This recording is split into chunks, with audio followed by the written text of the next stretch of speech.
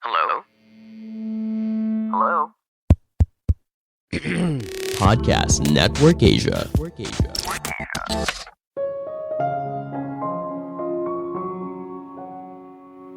Mencari pekerjaan dan mencari calon karyawan yang cocok itu ibarat sebuah kencan. Keahlian, pengalaman kerja, pencapaian karir mungkin berguna bagi impresi awal. Tapi sikap dan kecocokan dengan lingkungan kerja justru menjadi indikator penting apakah pekerjaan ini cocok buat kamu atau tidak. Halo semuanya, nama saya Michael. Selamat datang di podcast saya, Sikutu Buku. Kali ini saya akan bahas apa sih tips untuk mencari pekerjaan yang cocok buat kamu si pencari kerja dan juga buat perusahaan.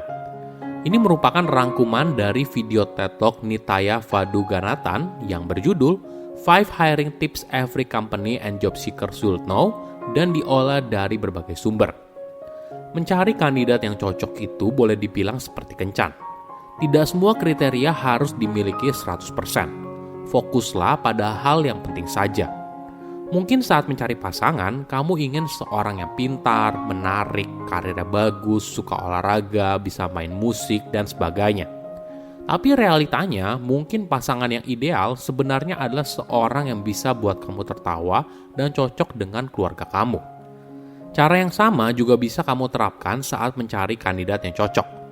Fokuslah pada keahlian yang paling penting harus dikuasai, sisanya bisa menyesuaikan. Bagaimana kalau kamu yang sedang mencari kerja? Cari tahu dulu apa yang membuatmu tidak betah dan ingin mengundurkan diri dari perusahaan sekarang. Nah, siapa tahu hal ini bisa jadi dasar kamu untuk mencari pekerjaan yang cocok di masa depan. Sebelum kita mulai, buat kalian yang mau support podcast ini agar terus berkarya, caranya gampang banget. Kalian cukup klik follow. Dukungan kalian membantu banget supaya kita bisa rutin posting dan bersama-sama belajar di podcast ini.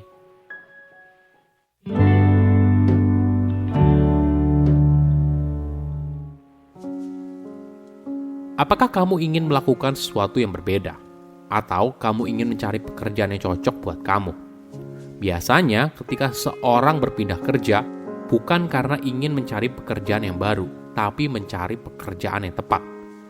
Pekerjaan yang boleh dibilang bisa jadi batu loncatan untuk berada ke tempat yang kamu inginkan. Mungkin sebelum berusaha mencari pekerjaan yang baru, coba tanyakan beberapa hal dulu. Jika kamu tidak suka dengan pekerjaanmu sekarang, apakah itu karena posisi kamu sekarang, rekan kerjamu, bos kamu, budaya kerja, atau gaji? Kenapa hal ini penting? Karena jangan sampai ketika kamu berada pada pekerjaan baru, bukannya buat kamu bahagia, tapi malah sama aja atau bahkan membuat hidup kamu makin menderita. Apalagi mencari pekerjaan itu bukan hal yang mudah. Prosesnya juga panjang dan tidak selamanya berhasil. Jadi, bagaimana tips mencari pekerjaan yang cocok? Pertama, cari tahu dulu apa yang kamu mau. Sebelum mencari lowongan pekerjaan, cari tahu dulu apa yang kamu inginkan untuk karirmu ke depannya.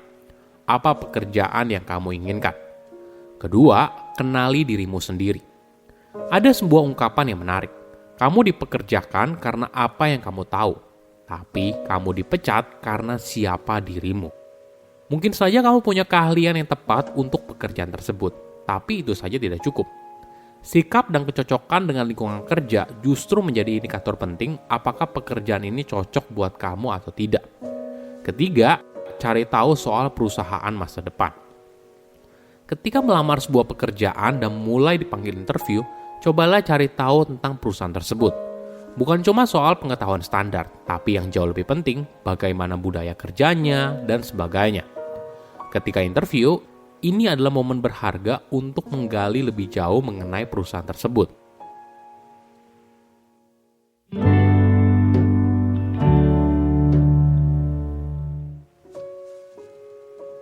Buat kamu para pengusaha atau pemimpin yang sedang mencari anggota tim, sebelum membuka sebuah lowongan pekerjaan, sebaiknya kamu mencari tahu dulu kandidat seperti apa sih yang kamu butuhkan.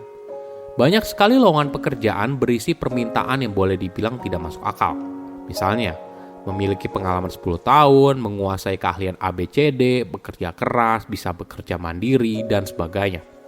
Kadang yang perlu kita sadari, sangat sulit untuk menemukan kandidat yang 100% cocok atas semua kriteria yang kita inginkan. Ibaratnya, kita sedang mencari seekor unicorn. Seringkali kita memberikan filter kepada calon karyawan berdasarkan pengalaman kerja dan tingkat pendidikan. Yang sayangnya tidak selalu bisa jadi patokan kesuksesan seorang dalam mengemban pekerjaan tersebut. Misalnya, minimal pengalaman adalah 5 tahun bekerja. Nah, buat yang baru 4 tahun bekerja, tentu saja langsung otomatis tidak diterima kan? Beruntungnya, sekarang banyak perusahaan besar sudah mulai punya perspektif yang berbeda. Perusahaan teknologi IBM misalnya, mereka telah menghapus kriteria tingkat pendidikan pada 50% dari total lowongan pekerjaan mereka di Amerika Serikat agar mereka bisa menjaring kandidat yang lebih luas. Salah satu perusahaan konsultan terbesar di dunia yaitu BCG bekerja sama dengan sebuah perusahaan manajemen investasi untuk mencari tahu kriteria apa saja yang menentukan kesuksesan seorang penasihat keuangan. Hasilnya cukup menarik. Apakah nilai akademis yang tinggi? Ya, itu penting. Apakah harus berasal dari universitas ternama? Enggak juga. Apakah klien masa lalu dan pengalaman jualan sebelumnya penting? Enggak juga. Apakah pengalaman bekerja dalam sebuah tim? Ya, itu penting. Ini yang menarik. Kandidat yang hebat tidak harus bisa segalanya. Itu adalah hal yang wajar. Mungkin idealnya kamu harus cari tahu dulu. Pekerjaan apa sih yang kamu butuhkan untuk selesai dan buatlah deskripsi pekerjaan berdasarkan hal itu. Jadi kita tahu bagian mana yang paling penting harus dikuasai dan sisanya ya boleh dikuasai, boleh tidak.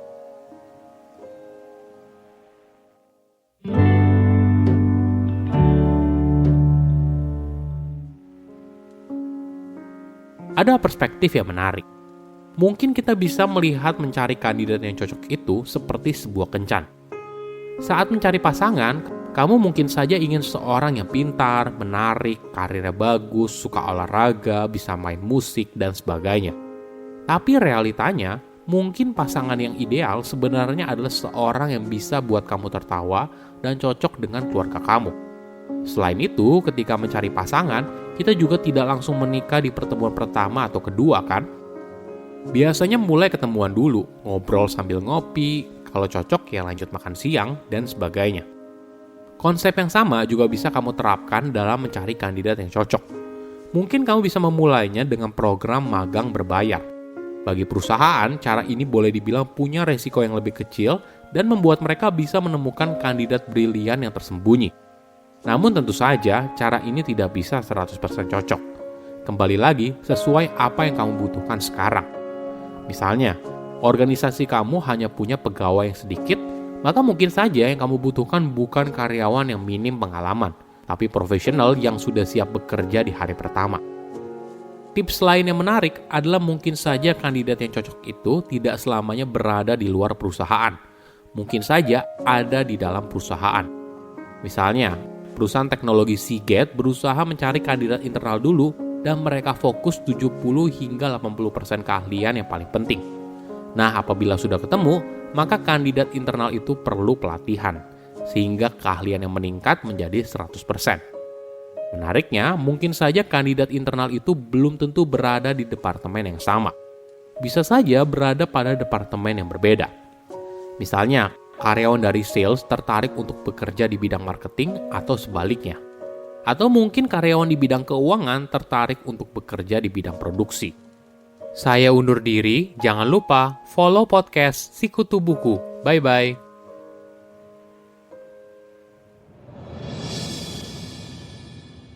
Hola, Valerie Patkar di sini. Gimana episode hari ini? Pasti seru banget.